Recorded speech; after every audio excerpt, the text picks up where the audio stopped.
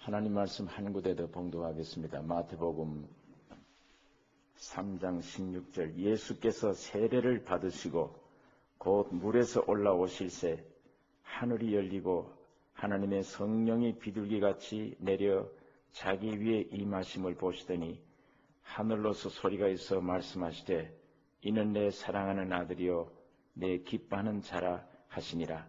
그때에 예수께서 성령에 이끌려 마귀에게 시험을 받으러 광야로 가사 40일을 밤낮으로 금식하신 후에 줄이신지라. 시험하는 자가 예수께 나와서 가로되 네가 만일 하나님의 아들이거든 명하여 이 돌들이 떡덩이가 되게 하라. 예수께서 대답하여 가라사대 기록되었으되 사람이 떡으로만 살 것이 아니요 하나님의 입으로 나오는 모든 말씀으로 살 것이라 하였느니라 하시니, 우리 인류 시조 아담이 마귀의 꾀임을 받고 선악과를 따먹었을 때 보암직도 하고 먹음직도 하고 보암직도 하고 탐스럽게 생겼더라. 그래서 선악과를 따먹고 모든 인류가 비참한 속에 빠지게 되어졌습니다. 이것을 회복하시기 위해 예수님이 세상에 오셔서 이 세 가지 시험을 받습니다. 우리 해와도 먼저 먹는 문제입니다. 우리 예수님도 떡을 가지고 돌을 가지고 떡을 만들어 먹으라 이 시험을 주셨습니다.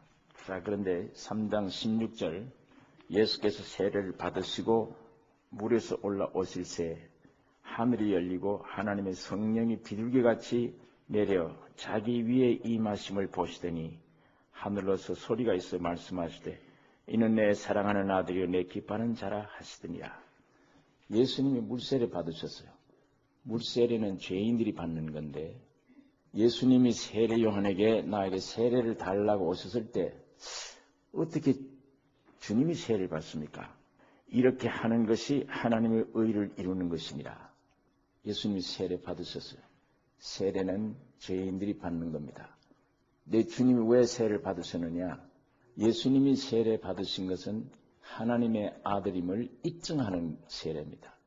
주님이 죄인이 아닌데 십자가 죽으신 것처럼 주님은 죄인이 아닌데 세례를 받으셨어요. 하나님의 아들임을 입증하시는 것이에요. 자, 우리 예수님이 살아서 지는 십자가가 물세례입니다. 이 물세례 받은 이후라야 성령이 비둘기같이 임하세요. 그 다음에는 음성이 들려요. 이는 내 사랑하는 아들이요 기뻐하는 자라. 성령이 임하자 음성이 하나님의 아들이라는 확실한 증거를 나타내게 되는 것입니다. 세례 받으셔야 돼요. 그게 하나님의 아들 된 증거입니다. 세례가. 이것이 예수님이 살아서 지는 십자가예요.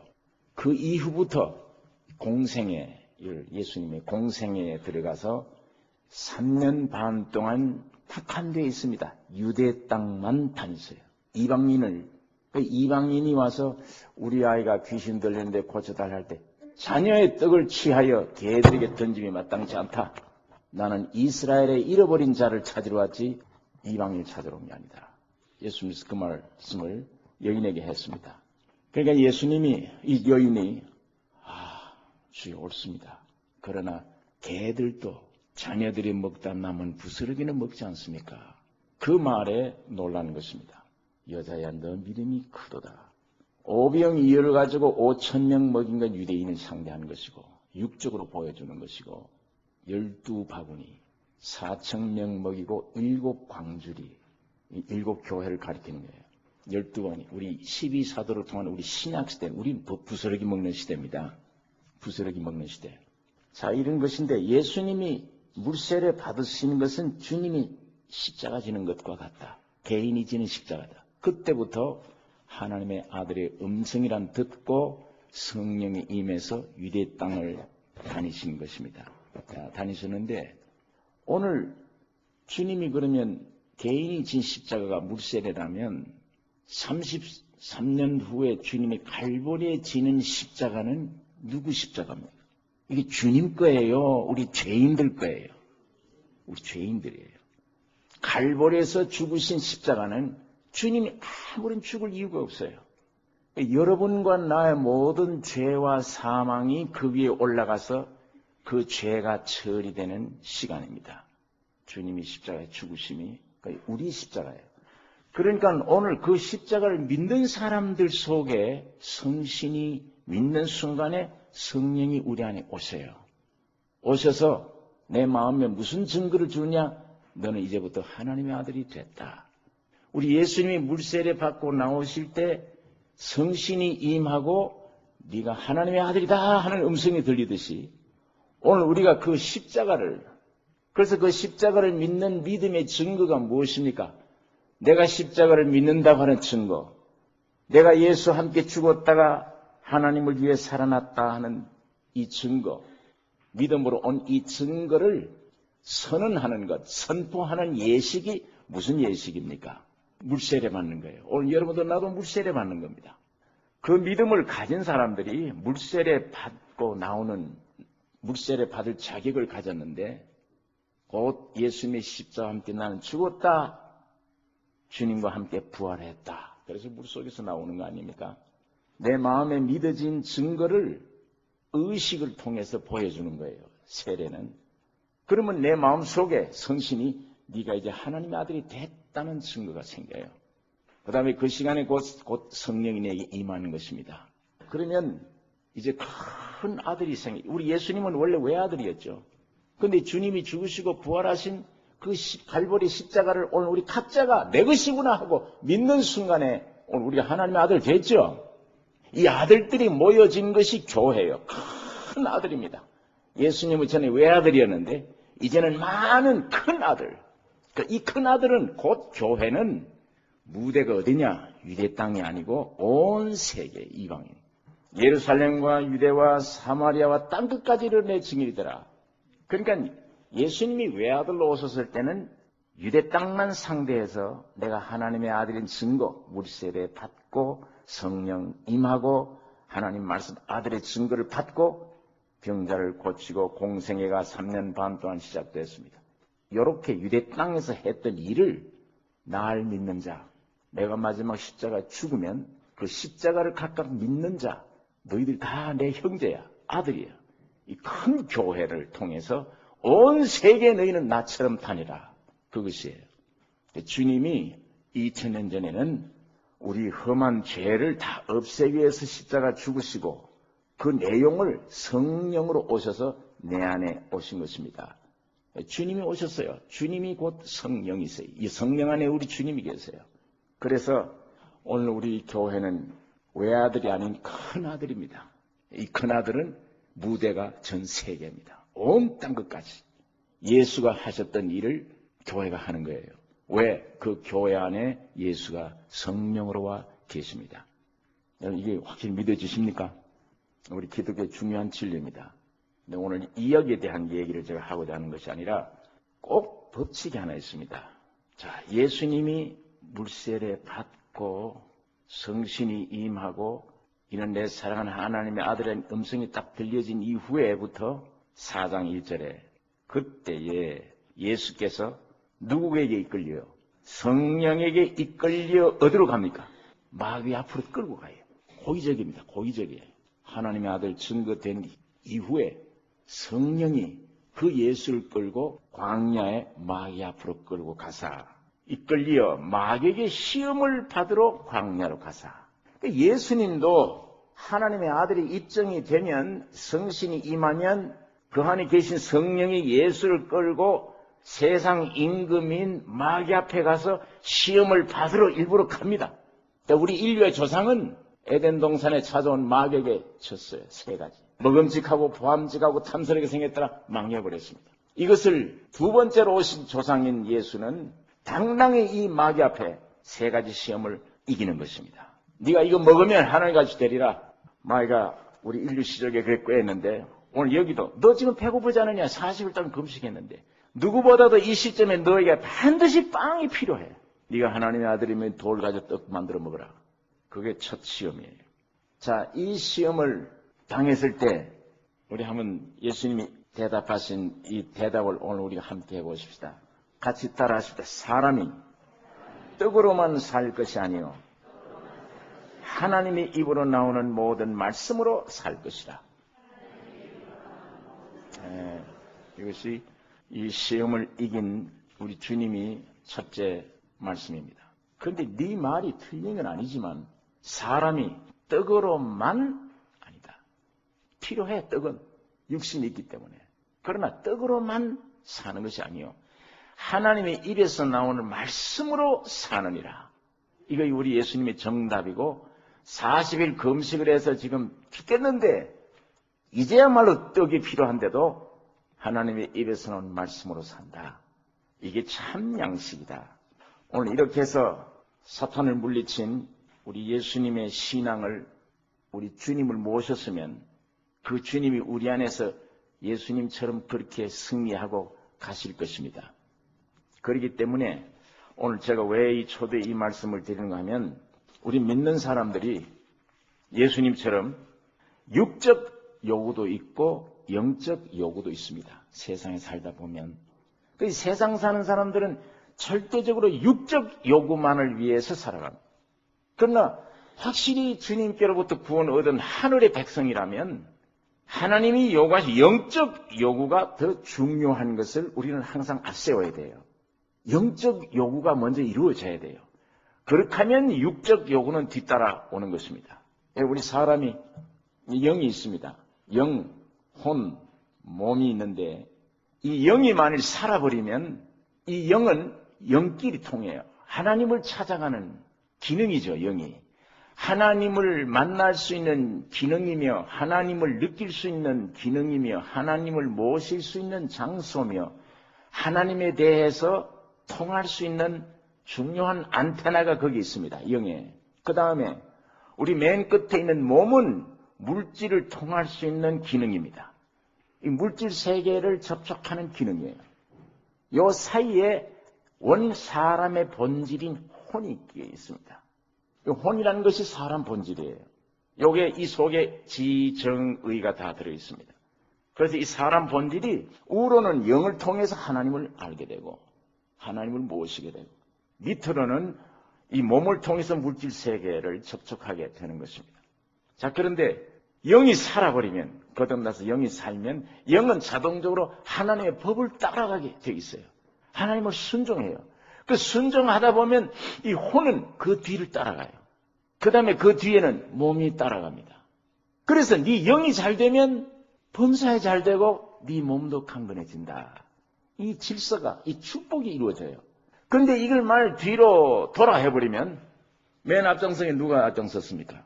뒤를 돌면 몸이 앞장서면 이 몸은 누구를 따라갑니까? 이 몸의 생리는, 몸의 하나님은 누구예요? 돈이지. 예, 빵입니다. 그게 우리 육신의 하나님. 죽기 살기로 돈 따라가요. 자다가도 돈이라고 하면 벌떡 일어나요. 돈밖에 몰라요. 머릿속에 꽉 차 있어요. 그걸로 있어야 사는 줄 알아요.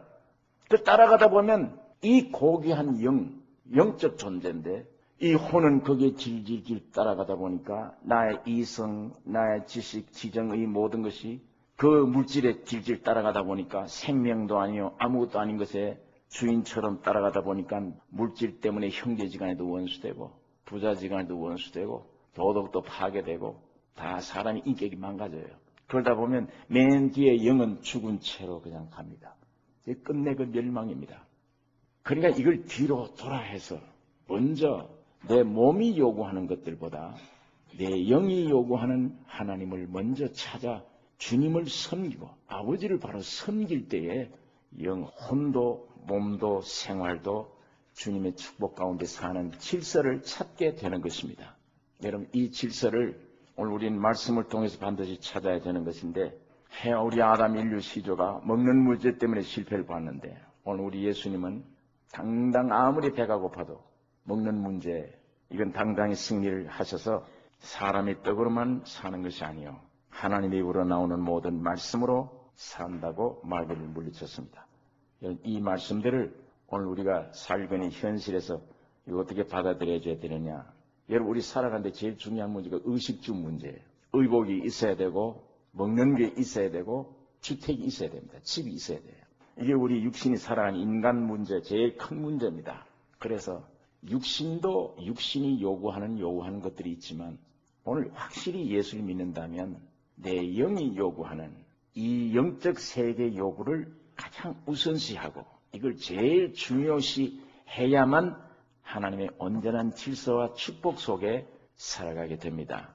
이 진리를 우리가 꼭 믿으셔야 됩니다. 여러분, 우리 무엇을 입을까, 먹을까, 마실까, 어느 집에 우리가 거할까 한번 우리가 좀 보십시다. 의복인데, 의복 문제. 우리 한국에 3년 동안 세계를 놀라운 기적을 베풀었어요. 그 인류국이라고 하는 소련 사람들도 중국 사람들도 우리 한국 경제 건설을 찬양을 하고 어떻게 한 3, 40년 동안에 깡통을 가지고 자동차를 만들던 나라가 세계를 수출하는 저런 아주 귀한 나라가 되어졌는가? 그 비법이 무엇이냐? 그거 배우기 위해서 많이 왔는데 그만큼 우리 경제가 아주 발전됐는데 그 발전된 그 수많은 돈을 벌여들이다가 여러분이 불행하게도 세계 모피 수출국 제1위입니다. 이 옷 해 있는데 돈 다 탕진해버렸어요. 양주 수입하는데 세계 제1위예요, 한국이. 지금 우리 한국의 여성들은 다 술 잘 먹어요. 이 있는데 제가 이번에 잠시 유럽에 좀 무슨 이런 일 저런 일 해서 좀 돌다 와 보니까 독일 사람들은 참 검소하고 얼마나 정신력이 강한지. 그러나 그 관광하러 돌아다니는 한국 사람들은 사치예요. 사치밖에 몰라요. 이 선진국 사람들은 참 그게 없습니다. 우리는 죽도록 벌어서 그 옷 해인데 다 탕진해버린 이런 것을 우리가 보는데 여러분 옷이 참 문제는 문제입니다. 근데 옷이 무엇이냐를 오늘 우리가 좀 성경적으로 생각해 볼 필요가 있습니다. 왜 옷이 필요한가? 우리 원래 인간 조상 아담에게는 옷이 있었습니까? 없었습니까? 아담이 옷을 입고 살았습니까? 옷 없이 살았습니까? 성경 안 읽어보셨습니까? 옷 없이 살았죠. 그때는 옷이 필요 없어요. 그런데 언제서부터 옷이 생기게 되었나 하면 선악과를 따먹고 하나님이 먹지 말라는 하나님 말씀을 거역하고 마귀의 말을 받아들이는 순간에 정령 죽으리라. 죄와 사망이 인간 속에 실제가 되어 와서 그때부터 벗은 걸 알게 되고 그때부터 두렵고 부끄럽고 수치스러움을 느끼게 된 거예요. 눈이 밝아져서 내가 벗었구나 알게 되고 그때부터 부끄러움이 오고 두려움이 생겼습니다. 그래서 이걸 가려보자고 아담 에바가 애를 썼습니다.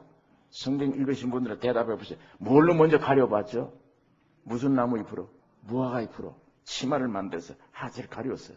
근데 이게 햇빛이 쨍쨍하면 이게 금방 마르는데 끌끌해서 몸이 불편해요. 이 치마를 만드는데도 이걸로 안 돼요. 사람이 옷을 이 인간이 만든 옷을 입었는데도 감당 못하겠으니까 숲속에 숨었다. 창세기 3장에 숨어 있었어요. 숨어 두려워 떨고 있었습니다. 하나님이 아담아 네가 어디에 있느냐? 내가 숨었나이다. 누가 네게 벗어섬을 고하게 했느냐? 내가 먹지 말라고 하는 선악과를 네가 먹었느냐? 내가 죄인입니다가 아니고 이 여자가 먹으라 그래서 먹었습니다. 이 여자는 너는 왜 그랬냐?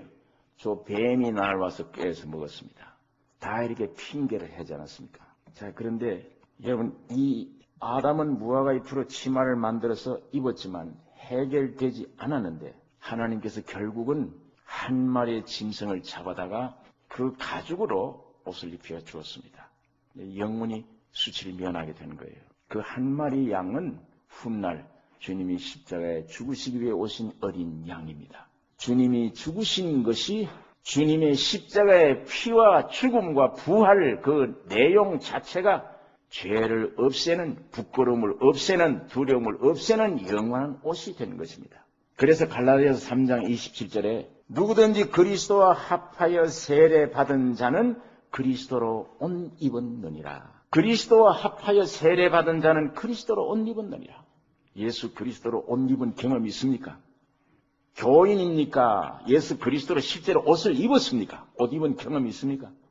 사도 바울은 갈라디아 교회에게 예수 그리스도로 말미암아 합하여 세례받은 자는 예수 그리스도로 옷 입었느니라. 자, 이것이 옷이 우리에게 필요한 동기였습니다.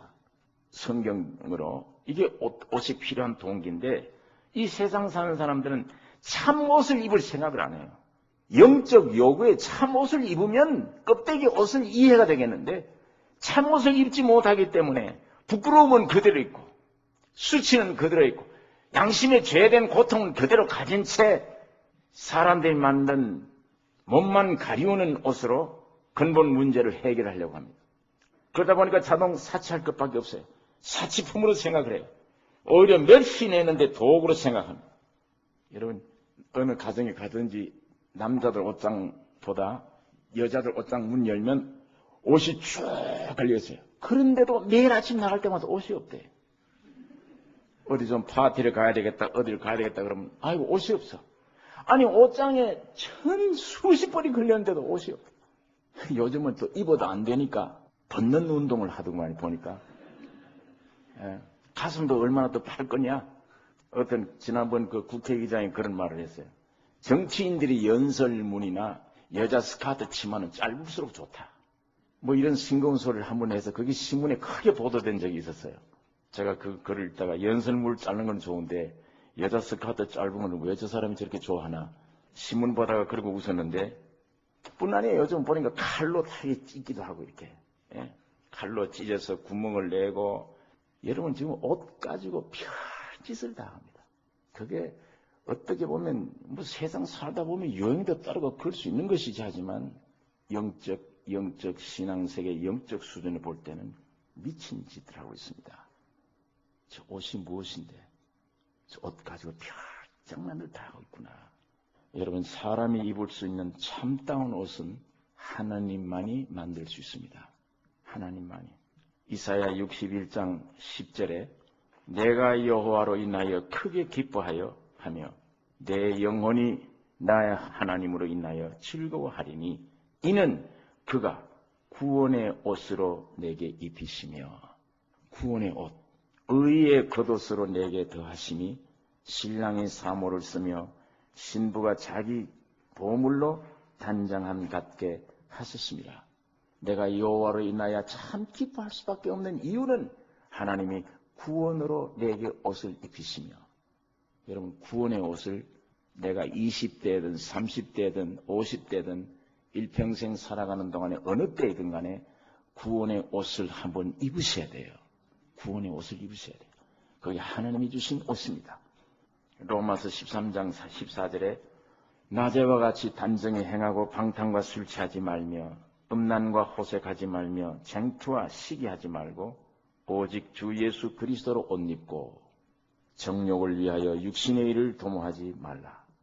예수 그리스도로 옷 입고 예수 그리스도로 옷 입지 않으면 방탕과 술 취함이 옵니다. 예수 그리스도로 옷 입으라. 죄로 말미암아 오노니 부끄러움, 수치심, 이 열등감, 이 두려움, 이 양심의 소리를 무엇으로 해결할 수 있느냐? 물질 가지고 안 돼요. 지식 가지고는 안 됩니다. 누가 그 양심의 평안을 줄 수 있느냐? 오직 예수 그리스도로 옷 입는 순간에 양심의 자유가 옵니다. 예수의 피는 고귀한 피이기 때문에 어떠한 죄라도 씻고 남을 수 있는 정결된 피이기 때문에 내 양심의 소리를 만족하게 시켜주는 것은 그리스도의 보혈밖에 없어요. 이 그리스도의 피라는 이 구절을 외우고 있는 것으로만 여러분 만족하지 마십시오. 성령으로 말미암아 이게 믿어져서 예수의 피를 한번 맛본 신앙인들이 되기를 바랍니다. 아, 시선받았구나. 내 모든 죄가 씻어졌다. 양심의 자유, 내 마음의 확신, 복음이 말로만 아니요 능력과 성령과 큰 확신으로 된 것이니 그게 말씀이에요. 그게 복음 받은 것이에요. 복음이 말로만 아니야. 글이 아니야. 이 복음이 내게 올 때는 능력으로 오는 것이요 성령으로 오는 것이요 확신으로 오는 것이다. 큰 확신이다. 죄사함 받았다는 확신, 내 안에 근본 죄와 사망이 해결됐다는 확신이 강할 때에 사람이 자신이 생겨요. 무엇이든지. 세상에 나가서 이 활동할 때 지식이 힘이 아닙니다. 물질이 힘이 아닙니다. 이 물질 많으면 뻣뻣해지는 힘이 생겨요. 목이 켜만해져요. 그러나 물질이나 이런 건 없다 할지라도 내 마음속에 예수의 피로 실제로 죄사함 받은 확증을 가지면 자신이 생겨요. 참 감사가 나오고 찬송이 나오고 자신만만해요. 내 안에 가장 근본 중요한 문제가 해결됐기 때문에. 여러분 그게 큰 문제 아니었습니까? 사업 잘 되는 게 큰 문제입니까? 건강만 하는 게 큰 문제입니까? 그러지 않으면 근본 하나님의 생명으로 말미암아 이 속에 있는 근본 문제, 이게 해결받는 게 가장 큰 축복으로 생각하십니까? 예수 그리스도로 옷 입으셔야 됩니다.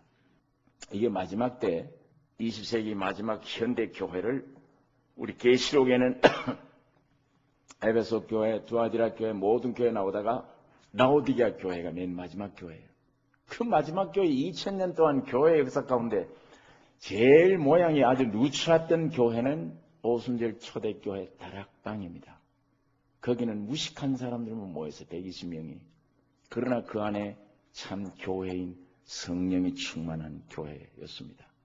그러나 2000년 역사에 오늘날 제 눈에 아름다운 교회가 없어요. 현대교회가. 훌륭한 찬양대가 있죠. 뭐 얼마나 수천 명씩 모이죠.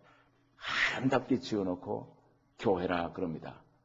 그러나 이 라오디게아 교회를 보시고 주님이 차지도 않고 더웁지도 않고 내 입에 토하기 딱 좋은 교회들이다. 네 눈먼 것을 안약을 사서 좀 보게 하고 네 벌거벗은 수치를 가리워 옷을 입어라. 금을 사서 부유하게 하라. 예수는 문 밖에 세워둔 것이 라오디게아 교회예요.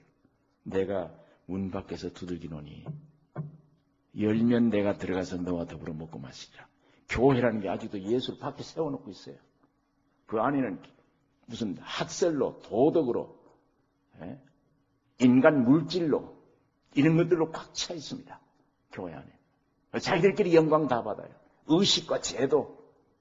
예배당에 들어오면 머리가 쓱 하도록 만들어 놔요. 얼마나 치장을 잘 해놓는지. 그리고 우리는 부유해야 부족함이 없다. 인간들이 이렇게 평가를 하지만 주님 보실 때 입에 토하기 딱 좋고 내가 보기엔 너 눈 감은 소경들이며 옷 벌거벗은 수치를 모르는 사람들이며 예수는 문 밖에 세워두고 있다. 우리 어느 교회 아마 동부지역 같은데 흑인이 감사절날 대인교회 들어가서 예배 보려고 들어갔다 제질당했어요. 그러니까 교회당 뜰에 앞에 가서 바위 위에 올라가가지고 한없이 웁니다. 내가 무슨 죄가 있냐? 날 때부터 색깔이 까맣다고 해서 예수님 앞에 예배 보는 것도 못 보게 하느냐? 흑인이 한참 울고 있는데 누가 뒤에 와서 흑인 소년에게 어깨를 툭툭 죽이면서 나도 못 들어갔다. 나도 거기는 못 들어갔다. 염려하지 말라. 그 소리가 들리길래 뒤돌아보니까 아무도 없어요. 흑인 아이가 주님이시구나. 이 얘기가 참 우리 현대교회가 던져주는 의미가 굉장히 큽니다. 정말 그 안에 성령이 계시느냐? 전부 의식 제도뿐이지 그 안에 산 말씀이 움직이고 있느냐? 갖다 헌금 많이 내고 열심히 내는 사람 제일로 계급을 날마다 업혀주는 것이지. 저 사람이 들어와서 죄인인지 의인인지 가려내는 말씀으로 참으로 죄 사함 받게 해주었는지 구원의 옷을 입게 해주었는지 없습니다. 이게 참 문제입니다. 교회가 이 흑인 소년의 말을 참 뼈저리게 우리가 깊이 새겨드려야 될 문제가 아닌가 생각을 합니다. 여러분, 죄로 말미암아 이 부끄러운 수치, 두려움, 염려, 근심, 걱정 누가 이걸 해결해 줄 수 있느냐? 주님의 십자가의 실체뿐입니다. 십자가로 말미암아 그리스도로 옷 입어야 되는 것입니다. 그래서 예수 그리스도로 참 옷을 입은 사람은 이 껍데기 옷의 의미를 알아요. 그래서 사지 않아요. 세상 사랑하지 않아요. 세상 사랑이 뭡니까?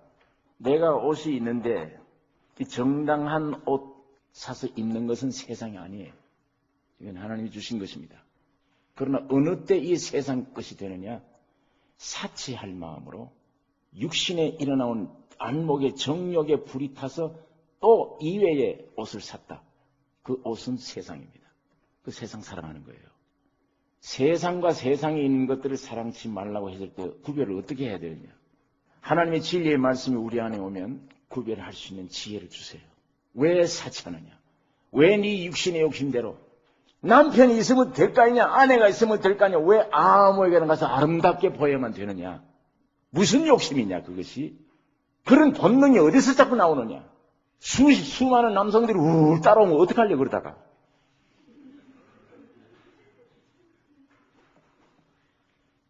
이런 죄사해진 뿐만 아니라 근본 숨어있는 이 육신의 사람 하나하나 십자가로 처리되는 것이 신앙생활입니다. 그래서 온전히 주님의 마음, 주님의 인격, 주님만을 사랑하는 마음. 사람을 봐도 이제 속을 보는 눈. 외모가 어떠냐, 얼마나 돈이 많으냐, 재산이 있냐, 그게 보이지 않고 저 영혼이 죽었냐, 살았냐. 자식 앞에서도 이 애가 확실히 구원 얻었느냐, 안에 생명이 살았느냐, 아니고 보약만 먹여라, 공부만 열심히 해라, 몸만 건강하라. 누가복음 15장의 탕자의 비유를 여러분 잘 아십니다. 탕자 동생이 집으로 돌아왔어요. 아버지 앞으로. 야, 나는 여기서 돼지가 먹는 지연 열매로도 배를 채우지 못하는데 우리 집의 아버지에게는 품꾼이 얼마나 많은고 내가 여기서 주에 줄여 죽는 거구나. 내가 이제 아버지께로 돌아가리라 하고 돌아왔는데 그 탕자 돌아온 사람을 가운데 세워놓고 세 사람이 관점이 달라요. 몸종은, 그 집에 있는 몸종은 형이 밭에서 돌아오다가 야, 우리 집에 풍악 소리가 나고 왜 이렇게 잔치 소리가 나느냐? 당신의 동생이 건강한 몸을 가지고 다시 돌아왔음에 아버지가 잔치합니다. 건강한 몸이라고 해요. 그러니까 이 종의 눈에 볼 때는 인생의 가치가 몸이에요. 몸, 육신. 얼마나 잘생겼느냐, 얼마나 건강하냐, 얼마나 미인이냐. 그런데 형이 화가 나서 들어가지 않았습니다. 아버지가 왔어요. 야, 너 왜 여기 안 들어오냐? 아버지는 나 순종했는데 염소새끼 한 마리도 안 주시더니 아버지의 재산을 탕진해 온 동생이 돌아왔다고 잔치합니까? 형이 볼 때는 물질이야. 아버지의 재산 없앤 것 돌아왔는데 잔치하느냐. 물질로 봐요. 근데 아버지는 야, 이 아들 죽었다가 살아났다. 잃었다가 얻었다. 죽었다 살았다. 영을 보는 건데 영혼. 죽었다가 살아난 아들이 아니냐. 그 물질이 뭐이고 몸이 뭐냐. 죽었다가 살아난 아들이 돌아왔는데 잔치를 해야 될 거 아니냐. 이 아버지가 큰아들 보고 한 말이 염소 새끼? 내 것이다 네 것이거늘. 네가 어떻게 염소 새끼를 기다리고 있느냐. 아버지 내 것 네 장남 네 것 아니냐. 오늘 이런 기독교인 가운데 율법적인 신앙은 이 장남 신앙이에요.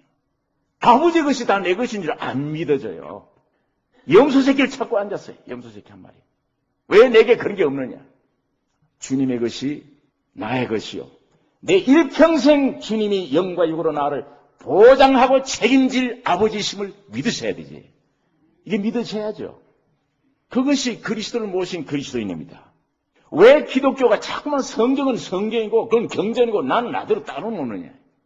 이 말씀이 내 안에 와서 적용이 되고 이 말씀화되어야 그게 복음이고 기쁜 소식 받은 삶이 되는 것입니다. 그렇지 않으면 기독교는 기쁨이 아니에요. 성경을 얼설프지 않으면 괴로움이에요. 이게 뭐이 기쁜 소식이에요, 성경이. 저는 이 옛날 이 진리를 깨닫기 전에 슬픈 소식이야. 성경 읽으면 슬픈 소식이라고 그랬어요. 무슨 good spell, 가스풀이냐, 뭐이 복음이냐, 이게.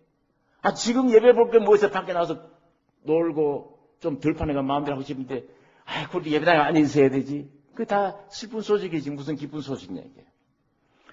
소설책을 너절해도 밤새도 읽어요. 울면서 웃으면서 그 책 껴안고 밤새도 그래. 근데 이거는 생명인데도 보라고는 한 장 못 보잖아요. 보기 싫어요, 이게. 다른 책은 다 잘 보여줘도 이 책은 싫게 되어 있어요. 이게 우리 체질입니다. 우리 본질이 그래요. 여러분 이제 너절한 책은 저절로 놓아져도 이 생명의 말씀은 놓아지지 않고 매일 들어야만 보아야 되는 책이 되시기를 바랍니다. 이야, 꿀송이가 더 달구나.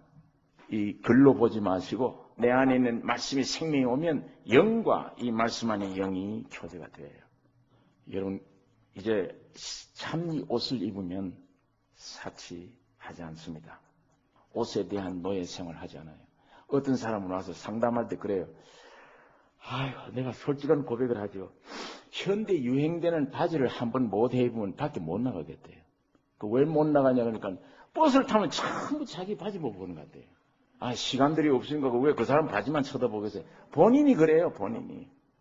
어쩌다가 양말에 구멍이 뻥 뚫어져서 발가락이 하나 나왔어요. 그걸 어떻게 모르고 신고 나갔다가는 하루 종일 버스 간에 사람들이 전부 자기 발가락만 보는 것처럼 느껴진다는 거예요. 거기에 쉽게 양말 한 짝에 사람 정신 다 빼앗겨요. 노예예요, 노예. 감정의 노예, 지극히 적은 환경의 노예. 이게 우리 이 사람들 이 성경을 따라 점점 인간의 본성을 발견하기 시작하면요, 주님 나를 데려다가 십자가에 다 죽여 폐기 처분 잘했습니다. 그거밖에 없습니다. 이 참 구제불능입니다. 그래서 내가 나를 믿지 않겠습니다. 나를 죽음에 당당히 넘기겠습니다. 나는 죽었으니 예수가 내 안에 사시옵소서. 그래서 주님이 우리 안에 사시게 됩니다. 내가 죽는 만큼 주님은 내 안에 사세요. 역사가 일어났어요. 여러분, 이 베드로전서 3장 3절에도 보면, 그래서 너희 단장은 머리를 꾸미고 금을 차고 아름다운 옷을 입고 입는 외모로 하지 말고 오직 마음에 숨은 사람을 온유하고 안정한 심령에 썩지 아니할 것으로 하라. 이는 하나님 앞에 값진 것이니라. 외모로 하지 말고 아름다운 옷으로 하지 말고 속옷, 단장한 속옷 예수 그리스도로 옷 입으라. 두 번째, 먹는 문제입니다. 의식주 문제, 이 먹는 문제가 이 보통 문제 아니죠. 빵 문제가. 여러분, 제가 꼭 국민학교 아이들에게 질문하는 것 같아서 참 죄송한데, 우리를 어떻게 취급하고 저런 질문하는가 하지 마시고 대답을 한번 해보십시오. 사시려고 먹습니까? 죽으려고 먹습니까? 우리가 밥을 먹는데 살려고 먹습니까? 죽으려고 먹습니까? 살려고 먹죠? 예. 오늘 저녁 잡수셨습니까? 밥그릇 많이 비우면 죽음이 옵니다. 묘지가 와요. 오늘 내가 한 그릇 비웠으면 다가옵니다. 내일 아침 먹으면 묘지가 또 다가옵니다. 세상 밥은 이상해서 먹으면 죽음이 와요. 죽음이. 살려고 먹긴 먹는데 결론은 죽음이 오는구나. 또 이 양식을 한번 성분을 보면, 지난번 UCLA 이과 그 과장이 글을 썼는데 이런 글을 썼어요. UCLA 이과대학에. 너무 잘 먹으면 일찍 늙는다. 그 글 쓴 가운데 그 말이 나와요. 너무 영양분 있게 잘 먹으면 빨리 늙어. 그 글 보니까 아이고 이거 잘 먹는 것도 이거 문제가 있구나. 그래서 요즘 보니까 좀 오래 살려면 적게 먹어라. 소식을 해라. 그게 건강에 좋다. 또 정신 차리고 먹지 않으면 비만이 되고 성인병이 되고 암도 걸리게 되고 음식 잘못 먹으면 그렇게 된다. 그러니까 우리가 하루에 3끼 먹는 양식, 중요한 문제지만 이게 성분 가만 따져보면 함부로 좋게 먹을 게 아니에요. 잘못 먹으면 이게 병이 되죠. 늙지요. 또 이 생활 어떤 에너지가 되어지느냐. 이 3끼 먹는 양식이 도덕성은 전혀 없습니다. 그걸 비타민을 많이 먹었다고 해서 은행 심사가 변한다든지 선한 행실이 나타난다든지 유혹을 이길 수 있다든지 그건 안 돼요. 저 경험에는 혈기 내는데 힘이 돼요. 그거는 아예. 예. 남 쥐어박는 데는 힘이 돼요. 그 3끼 잘 먹어놓으면. 그렇지만 우리 주님을 기쁘시게 하는 데는 아무 힘을 못 썼어요. 염려, 근심, 걱정하는 데는 큰 힘이 돼요. 그게. 여러분, 이런 정도 가지고 사람이 먹을 참 양식이라 할 수 있습니까? 먹을수록 죽고 잘못 먹으면 해가 되고 사람답게 사는 양식이 아니면 우리 절대적으로 우리에게 필요한 양식은 아닙니다. 그러나 오늘 여기 한번 보십시오. 성경 이사야 55장 2절에 너희가 어찌하여 양식 아닌 것을 위하여 은을 달아주며, 이걸 가리키는 거예요. 그게 참 양식이 아니다. 너희가 어찌하여 양식 아닌 것을 위하여 은을 달아주며 배부르게 못할 것을 위하여 수고하느냐. 어떻게 하라고요? 나를 청종하라. 내게 와서 들으라. 진리를 한번 깨달으라. 내게 와서 들으라. 청종하라. 그리하면 너희가 좋은 것을 먹을 것이며 너희 영혼이 살리라. 내 영혼이 사는 것, 하루에 3끼 먹는 양식 때문이 아니고 내게 와서 청종하라. 죽은 글이 아니고 이 글 속에 있는 하나님의 참을 먹어라. 만나봐라. 그리하면 너희 죽었던 영혼이 살아나리라. 변화되어지는 간증을 우리가 할 수 있습니다. 요한복음 6장에는 신약 성경을 보니까 예수님이 내 살과 피를 먹고 마시는 자는 영생하리라. 내가 참된 양식이요 참된 음료로다. 유대인들이 이 소리를 듣고 우리가 식인 중인 줄 아느냐? 어떻게 지 살을 우리에게 준다고 하느냐? 그렇게 질문을 했어요. 참된 양식이요 참된 음료로다. 여러분 이 성경은 제가 첫날 말씀을 드렸는데 읽는 책이 아닙니다. 이 먹는 양식입니다. 사람만 먹을 수 있는 양식이 유일한 말씀이에요. 하루에 3끼 먹는 약은 짐승도 먹어야 돼요. 그 육체에 하나 에너지 되는 양뿐이고 사람이라고 하는 특수한 영적 존재, 사람이 먹는 양식은 하루 3끼 밥이 아니에요. 영원한 말씀입니다. 예수의 살과 피가 참다운 양식입니다. 이걸 먹어야만 변화가 와요. 이 말씀 속에, 이 양식 속에 내 구원이 여기 있습니다. 이 말씀 속에 영생도 여기 있고 이 말씀을 먹으면 세상을 이길 힘이 여기서 나오는 것입니다. 이 말씀 먹으면 내가 그렇게 고치려고 해도 안 고쳐지던 내 버릇이 고쳐집니다. 이 말씀이 살아서 운동력이 있다고 그랬어요. 능력이 있어요. 이 말씀 읽다 보면, 이 말씀 받아들이다 보면 없던 소망이 생겨요. 소망이 생기게 하고, 기쁨도 생기게 하고, 원수 사랑하는 힘도 생기고, 염려, 근심 모든 것을 물리칠 수 있는 능력이 이 말씀 속에 있습니다.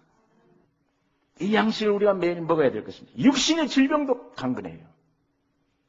이 양식 속에 있습니다.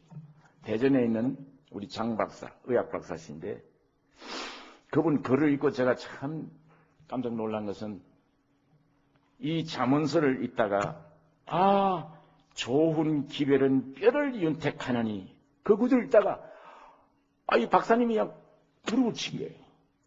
성경에 이게 수천 년에 쓴 책인데 어떻게 이런 과학적인 말이 여기 들어가 있는가? 우리는 의사가 아니니까 과학자가 아니니까 모르겠어요. 그 글 받아 시적으로 표현해놨구나 생각하지. 그러나 이 많은 공부를 해서 의학 박사가 되신 이분은 그 글을 읽을 때 양식으로 받아들이시는 거예요. 좋은 기별은 뼈를 윤택하게 하나니. 세상에 이것처럼 분명한 과학이 어디 있겠는가? 왜 그러냐? 그 글을 쓴 걸 읽어보니까 내 마음을 좋은 기별, 소식, 복음의 소식 와서 내 마음을 아주 즐겁게 하면 뼈를 윤택하게 한다. 뼈를 윤택한다는 구절을 읽고 제가 뼈에다 무슨 참기름을 바르나 그 뼈가 왜 윤택하는가? 여러분 이 뼈는 골수 안에 피가 생산되잖아요. 이 마음이 즐겁고 평안하면 이 골수에 그 생산 기능이 제대로 돌아가는데 피가 그게 윤택이에요. 근데 마음에 분노가 꽉 차고 염려가 많고 시기와 질투와 괴로움 그들 부정으로 꽉 차면 이 만병의 근원이 됩니다. 만병의 근원이 돼요. 그래서 그 구절에 이 박사님이 참 철저한 그리스도인이 되어졌어요.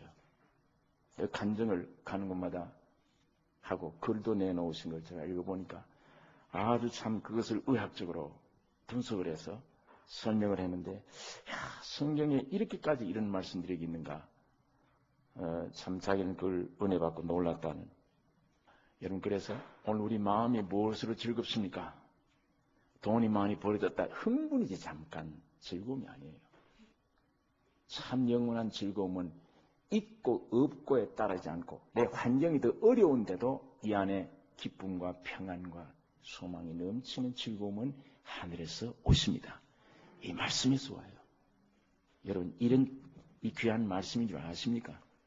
이런 말씀을 붙들고 얼마나 씨름을 하고 있습니까? 매일 얼마나 이걸 보고 있습니까? 이 말씀 안에 내가 들어가고 이 말씀이 내 안에 점령되기 위해서 주께 얼마나 기도하고 있느냐고요. 자, 이 먹는 문제, 이 말씀이 유일한 양식이구나. 이제 마지막으로 주택, 의식주 문제, 거처하는 문제. 왜 집이 필요합니까? 마음도 몸도 편안히 쉴 수 있는 곳, 부담을 전혀 느끼지 않는 곳, 긴장이 풀어지는 곳. 여러분 참 스위트홈입니다. 하루 종일 밖에서 긴장되어 일하다가 학고방 같은 집이라도 내 집에 오면 그렇게 좋잖아요. 옷을 후딱 벗어 제치고 내 모습 그대로 다 인정해 주는 것이 집입니다. 가정이에요. 그 얼마나 즐거운 곳입니까, 거기가. 그래서 사람들은 평생 직장만 하는 게 인생의 목적이에요. 열심히 벌어서 결혼해서 먹고 사는 것도 중요하지만 무슨 집을 장만해야지. 그래서 열심으로 집장만 합니다. 그 집장만 하면 내 할 일 다 했다 그럽니다. 20평, 30평짜리 아파트라도 하나 가지고 있으면 그 얼마나 집이 참 즐거워요. 예? 그것도 또 나누어져서 60평짜리 사람들은 고기를 들고 다니고 20평짜리는 고기를 쑤고 다닌다 그래요. 아파트 손에 들어가면. 한국에 일어나는 현상들입니다. 하지만은 20평, 30평짜리 내 집이라고 가지고 마련했으면 그 얼마나 좋죠. 그런데 산꼭대기에 올라가서 한번 보십시오. 그 수십 층 아파트 보면요, 꼭 닭집 같아요. 요만한 닭집에 몇 사람씩 몇 사람 넣어놨어요, 다. 그 위에 하늘에 높이 올라가 보면 참 저걸 얻으려고 일평생 수고를 했는데 뭐 저게 닭장같이 딱 갇혀서 저렇게 사는 저게 무슨 참 보금자리인가 이런 생각을 한 정도인데 영세 그래서 그 집 장만하게 평생 절약하고 모으고 갈고 닦고 장식하고 그런데 낮에 보니까 내가 집을 위해 있는지 집이 나를 위해 있는지 이게 분간이 안 돼요. 예? 내가 집을 위해서 있는지 집이 나를 위해서 있는지 자 꾸며놓고 평생 이태리째 소파는 갖다 놨는데 한 번 앉아본 경험도 없어요. 얼마나 바쁜지 거기에 편안히 앉아 누려본 적이 없어요. 쉬는 곳이 아니라 집에 매여서 저는 애물단지가 되어졌는데 아이고 오늘 좀 쉬었으면 안 돼. 집회해야 돼. 나가서 일해야 돼. 집회하기 위해서. 그러니까 집을 가져봐도 그저 육신이 잠깐 머물 곳은 있어야 되지만 영원한 집은 나를 쉬게 한 집은 아니다. 여러분 요한복음 14장에 이런 말씀이 있습니다. 내가 너희 있을 곳을 예비하고 오리라. 내가 너희 있을 곳을 예비하면 다시 내가 와서 너희를 내게 있는 곳으로 데려가리라. 그 제자들이 주여 어디로 가십니까? 이렇게 물었는데 그건 주님이 십자가에 죽으시고 부활하기 위해서 십자가 지시러 간다 그 말이에요. 내가 너희 있을 곳을 예비하고 오리라. 이때까지 천당도 예비 안 해두셨던가 하나님이. 천국이 있어도 너희 이 죄된 몸 가지고 못 가. 내가 가서 십자가 피 흘려야만 갈 수 있을 거 아니에요. 그러니까 내가 너희 있을 곳을 예비하러 가리라. 십자가 지러 간다는 그 말이에요. 그러니까 어디로 가시는지 우리가 알지 못하거늘 그 길을 우리가 어떻게 알겠습니까? 내가 길이요 진리요 생명이니 나로 말미암지 않고는 아버지께로 갈 자가 없다. 그러니까 예수님이 말 한마디 탁 던지면 이 사람들이 어지러워요. 이게 무슨 소리인지. 예? 그 깊은 뜻을 알 도리가 없는 거예요. 내가 너희 있을 곳을 예비하여 가리라. 그럼 어디로 갑니까? 내가 곧 길이요 진리요 생명이다. 더 복잡해집니다. 아니 갑자기 내가 길이요 진리요 생명이라니. 나를 통하지 않으면 아버지께로 못 간다. 생명을 받은 입장에서 보면 이 말이 귀한 진리인데 육적으로 받으면 전혀 이 성경은 의심투성이에요. 못 받아들여져요. 그러니까 안 믿어지는 거예요. 이게 다. 혼란만 이렇게 자꾸만 예수님 말씀 한마디 한마디 던지면 여러분 그 말씀하셨는데 십자가 죽기 위해서 가신다. 그 십자가 죽으시고 부활한 이후에 어떤 말씀을 하셨습니까? 내가 너희 안에 너희는 내 안에 거하리라. 집이 된다. 거처가 된다. 영원히 아버지 집에 거하리라. 너희가 내 안에 거하라. 거하란 말이 거처란 말이에요. 너희가 내 안에 거하라. 영원한 집은 예수 안에 들어가는 것입니다. 이게 영원한 집이에요. 참 육도 영도 쉬는 영원한 집입니다. 십자가 지신 이유는 내가 너희 안에, 너희가 내 안에 거처하기 위해서. 하나님은 예배당 안에 안 계세요. 여러분 안에 계십니다. 너희 몸이 하나님의 성전임을 알지 못하느냐. 이거 우상성기죠. 현대 교인들이 건물 우상화. 예수님께서 여우도 굴이 있고 공중에 나는 새도 깃들 곳이 있지만 인자는 머리 둘 곳이 없다. 야, 부인도 없고 집안감도 없으니까 답답해서 하는 소리구나. 여우도 굴이 있고 공중에 나는 새도 깃들 곳이 있으되 인자는 머리 둘 곳이 없다. 육신이 고달프다 그 말이 아니에요. 언제 이 머리 둘 곳이 어디냐? 주님이 십자가에 죽으시고 부활한 이후에 몸이 탄생되면 교회가 그 교회, 그 몸의 머리가 됐어요. 주님이. 아직 내가 십자가 죽기 전에는 내가 만족을 못한다. 나는 받을 세례가 있으니 이 일이 이루어지기까지 얼마나 내가 답답하리요. 내가 십자가에 죽고 부활해서 너희가 다 하나님의 아들이 믿음으로 되어졌을 때 교회가 되면 그리스도의 몸된 교회, 그 몸 위에 주님은 머리가 됐어요. 지금 보좌 우편에 주님 머리가 되셔서 지상에 있는 교회를 움직입니다. 이게 플라스틱으로 되어 있다면 안 움직이지죠. 유기체예요. 몸은 생명으로 성령으로 되어졌다면 움직여져요. 보좌 우편에 주님이 생각에 머리는 주님이세요. 여러분 여기를 꼬집으면 아프다는 소리가 어디서 나와요? 이 팔에서 나옵니까? 다리에서 나옵니까? 머리에서 나옵니까? 머리에서 나와요. 이 몸이 움직이는 작전 계획은 팔에서 나옵니까? 다리에서 나옵니까? 머리에서 나옵니까? 머리에서 나와요. 전부 머리입니다. 이 몸은 머리의 뜻을 따랐습니다. 그래서 이것을 정확하게 이해하기 쉽게 사도 바울이 몸된 교회라. 너희 몸에 많은 지체가 있지 않느냐? 그 몸 지체 위에 그리스도는 머리가 되셨다. 오늘 보좌 우편에 계신 주님이 지구상에 죄 많은 세상에 있는 그의 몸, 교회. 이걸 이리 가라, 저리 가라, 일을 해라. 난 이걸 원한다.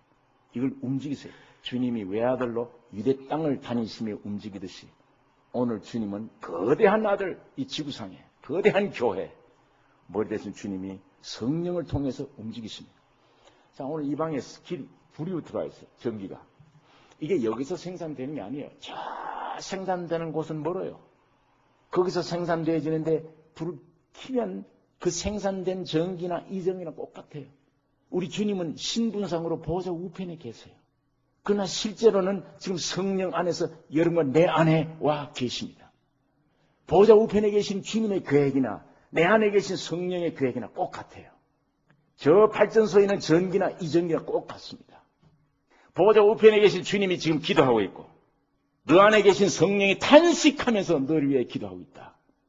그 성령을 따라 움직이는 삶이 교회의 삶이고 성도들의 삶입니다. 머리 대신 주님의 뜻을 따라 움직이는 삶. 그래서 우리 주님이 여우도 새도 기들 곳 있지만 인자는 물을 곳 없다 하신 주님이 교회가 탄생되심으로 영원한 우리 머리가 되셔서 교회는 건물이 교회가 아닙니다. 구원 얻은 우리 성도들이에요. 너희는 내 안에 거하라. 그러면 내가 너희 안에 거하리라. 우리가 참 거처할 집은 예수 그리스도밖에 없습니다. 여러분 이 말이 경험적으로 여러분이 경험하셨다면 경험적으로 무슨 내용이겠다 아십니까?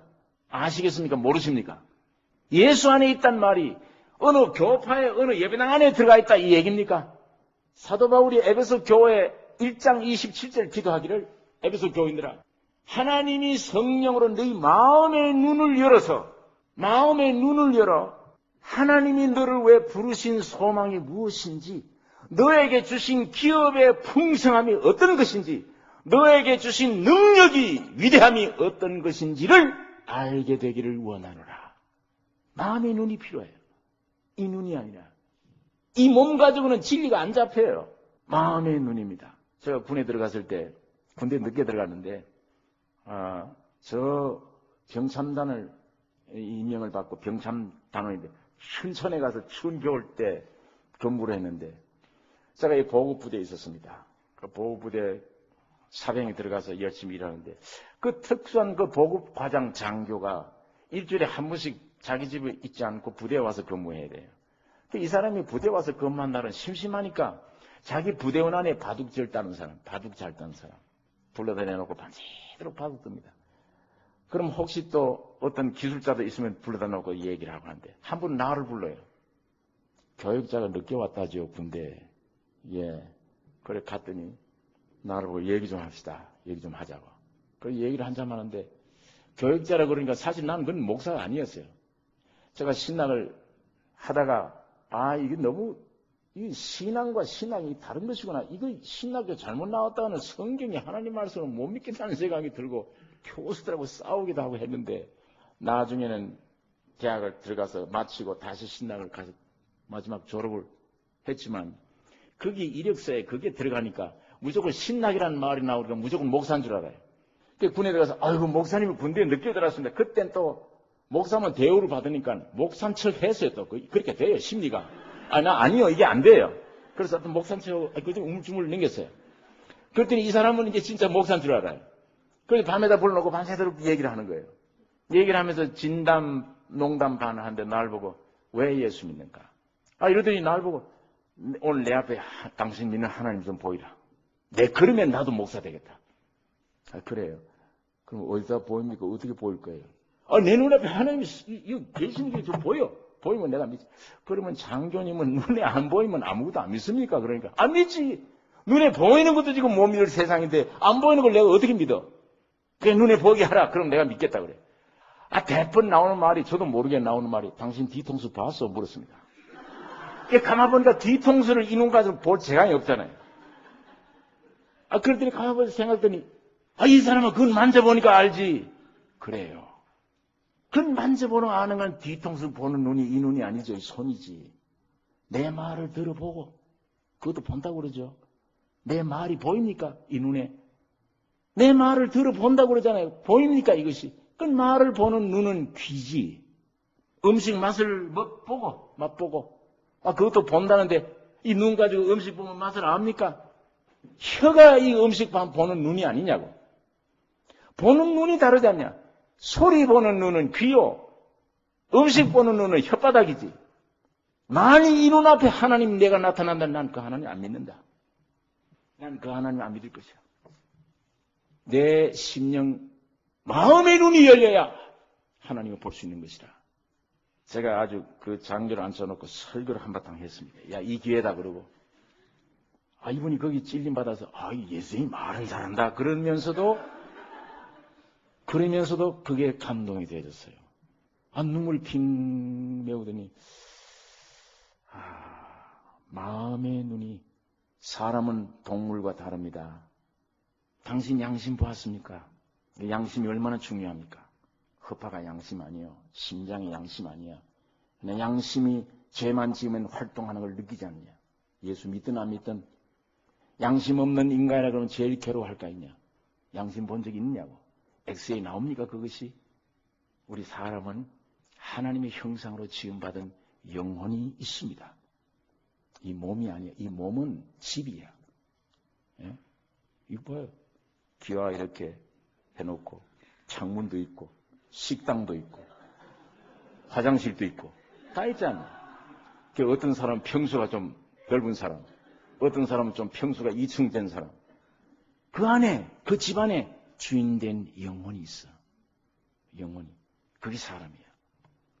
제가 전도를 하고 했더니 이 부대, 제가 장병, 이 부대에 저 창고들이 있는데 저걸 다 내가 명령을 해서 이 장교들과 전 사병을 다 집합시킬 테니 매주일 토요일마다 당신 1시간씩 하나님 말씀을 강의해 줄 수 있겠느냐. 여러분 그 길을 탁 열어놔요. 제가 군에 들어가서도 주님이 성령으로 역사하는 역사를 피부로 느낄 수 있습니다. 여러분 지금 우리 주님이 살아 계세요. 내가 이 진리를 확실히 이론적으로 그냥 예배당 왔다 갔다 하는 종교생활을 하지 마시고 이 말씀을 확실히 안 믿어지면 주여 목사님들은 이 진리를 내 귀에까지만 전달해 주네요. 이 귀에서부터 내 안에 와서 실제를 믿게 하시는 이는 성신 하나님이십니다. 살아계신 주님 나를 도와주십시오. 나는 진짜로 예배당 갔다 가는 종교인 되기 싫고 예수 믿기를 원합니다. 예수와 동행하기를 원합니다. 여러분 한번 간구하고 찾아보십시오.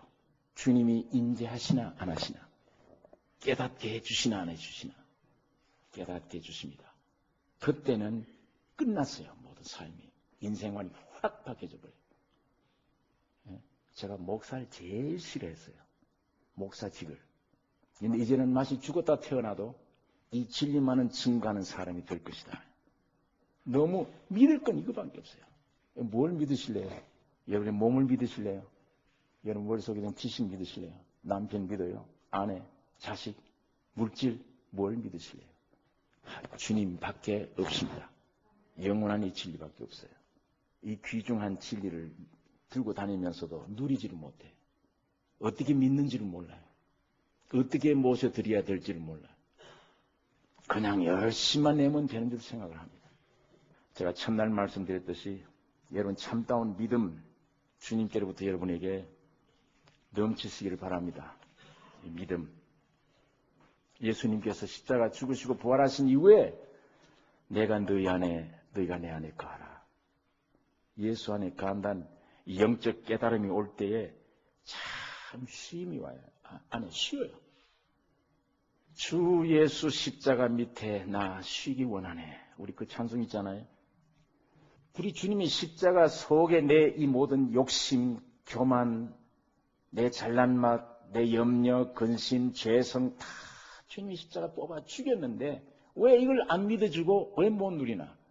주님 이 십자가를 깨닫게 해 주옵소서.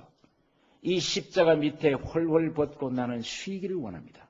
내 마음이 지금 무겁습니다. 아버지 노릇하려니 무겁습니다. 힘듭니다. 사회생활 하나니 힘듭니다. 나 좀 예수 앞에 쉬기를 원합니다. 나에게서 해방 얻기를 원합니다. 나에게서 해방 얻고 내가 예수 안에 들어가기를 원합니다. 예수 안에 좀 쉬게 해 주시옵소서. 여러분 이 쉼이 있습니다. 이것이 영원한 거처, 영원한 집이 되는 것입니다. 그래서 시편 90장 1절에 보면 주여 주는 대대 우리의 거처가 되셨나이다. 91장 9절에 보면 여호와는 나의 피난처시라 하고 지존자로 거처를 삼았으므로 하나님을 나의 거처로 삼았으므로 화가 내게 미치지 못하며 신명기 33장 27절은 영원하신 하나님이 너희 처소가 되시니 하나님이 너희 처소가 되시니 그 영원하신 팔이 네 아래에 있도다.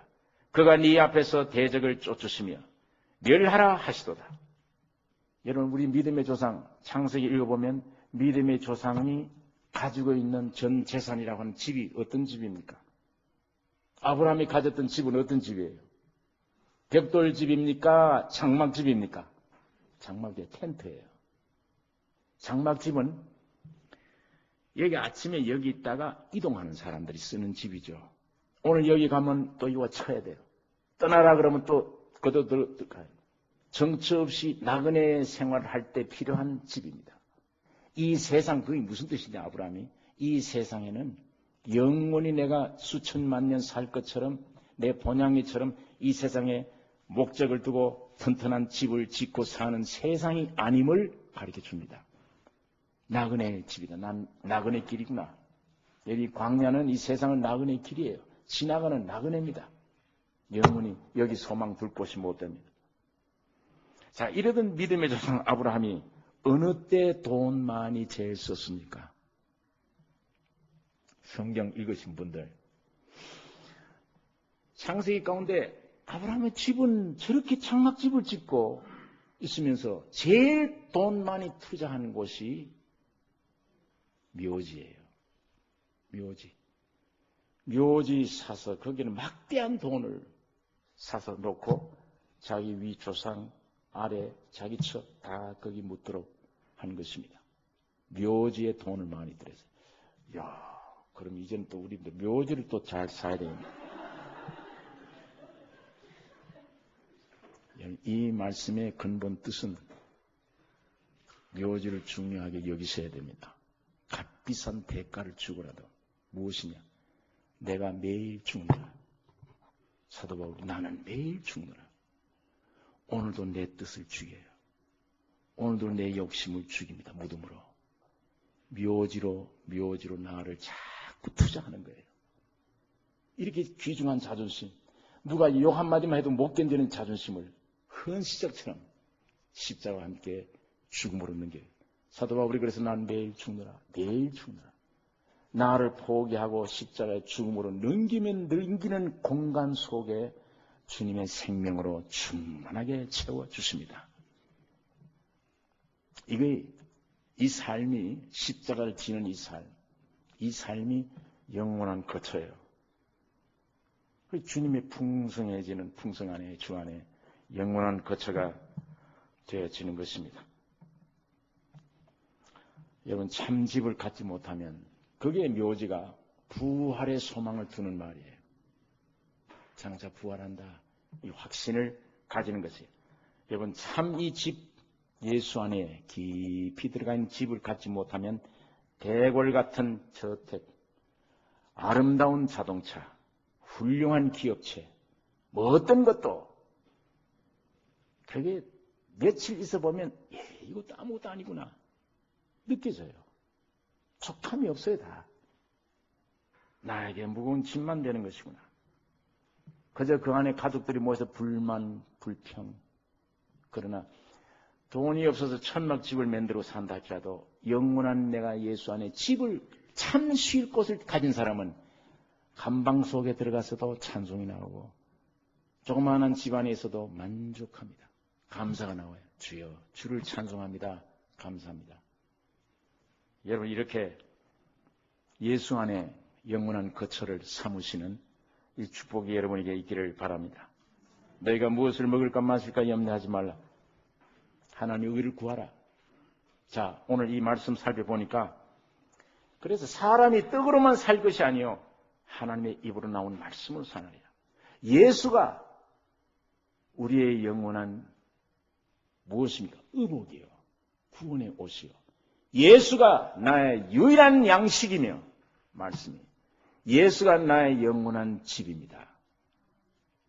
이분을 모시는 것이 그의 나라와 의를 구하면 무엇을 먹을까 마실까 입을까 거처할까는 그 안에서 다 해결되는 것입니다. 주님 축복 주세요. 제가 이 진리를 받아들이고 이 확신을 가진 다음에 그 후부터 어디 학교에서 배운 것이 아니라 그 후부터 내가 살아가는 삶, 어려움이 오면 어림을 통해서 내 자신을 깨뜨리고 비우고 내 안에 계신 주님과 진리와 더불어 살아가는 삶이 내 간증 이 얘기가 설교예요.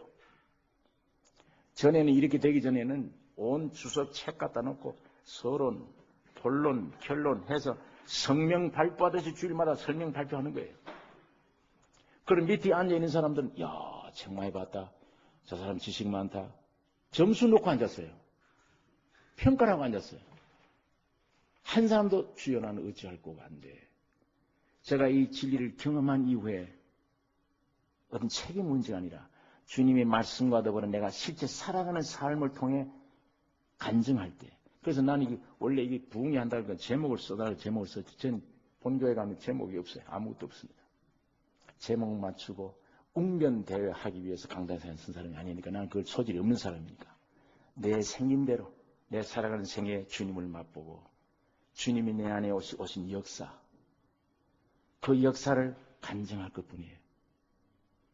이게 설교가 앞뒤고 안 맞는 설교든 서론, 본론, 결론이 있든 없든 난 그런 것 직업 종교적인 그 하기 위해서가 아니라 오직 내 안에 내가 먹고 마신 그리스도를 나타내는 것뿐이에요.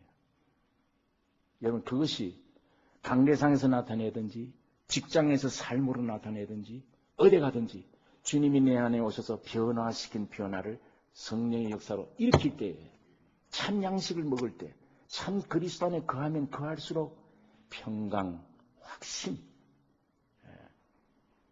변화 이 모든 것 주님께로부터 와 질수가 있습니다. 평강을 누리셔야 됩니다. 확신을 가지셔야 돼요. 주님 지금 살아 계십니다. 무엇을 먹을까 마실까 입을까 이건 아주 이방인들이 구하는 것이요. 여기 매이지 마십시오. 이 말씀 안에 나의 사생 결단 여기에 달렸으니까 주님 말씀 안에 깊이 들어가고 이 말씀이 나의 안에 깊이 들어와서 주님의 인격을 이루셔야 그것이 축복입니다. 영원한 축복이에요. 기도하십시다.